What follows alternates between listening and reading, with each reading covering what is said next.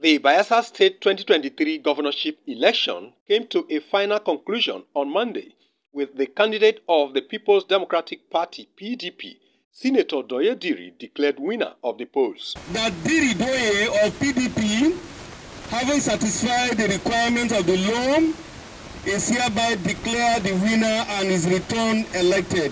However, the collation of Brass Council area election results did not go without a mild drama, as political party agents were embroiled in a serious argument that snowballed into a free-for-all fisticuffs. You'll be able to tell us how many polling units were cancelled, and then tell us the total number of PVC collected in those polling units.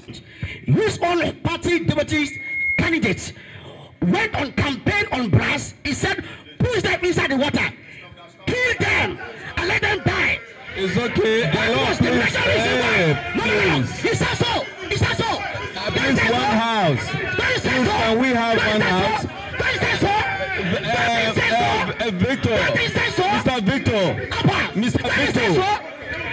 Hello, Victor. Please. Please.